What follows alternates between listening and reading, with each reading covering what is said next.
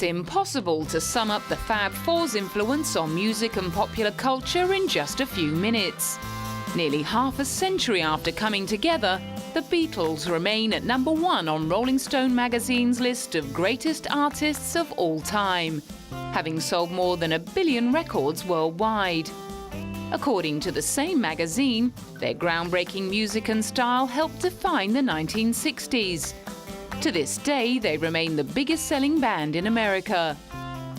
Concert promoter Sid Bernstein believes it was the group's charm and spirit that won over the notoriously tough-to-crack US market.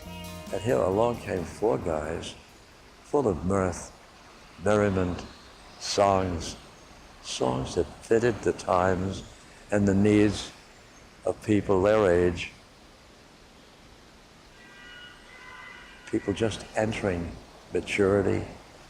And they had a message that meant something for these teenagers. Sid masterminded their historic concert at New York Stadium that took pop concerts from theaters into multi-thousand-seater sports arenas. When they made their debut, their American debut at Carnegie Hall, which seats 2,830 people, to go from 2,830 to 55,000, and we turned people away from there too. So it was monumental. The show opened with the Beatles performing Twist and Shout. Not that anyone heard it. The PA sound system turned out to be no match for the hysterical screaming of the teenage girls that packed the stadium to the rafters, many of whom fainted during the band's 30-minute drowned-out set. Not being able to hear themselves play was something they'd had to get used to since Beatlemania had taken over the UK in 1963, after the release of the debut album Please Please Me.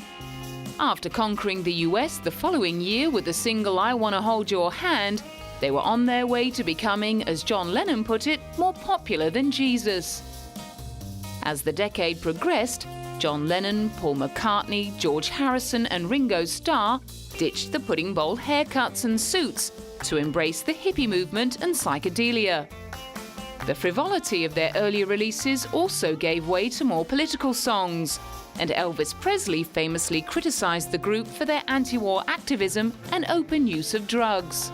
The Beatles gave their last performance together on the rooftop of their record company's building on the 30th of January 1969, and the band officially broke up in May 1970, leaving a musical legacy that is never likely to be eclipsed.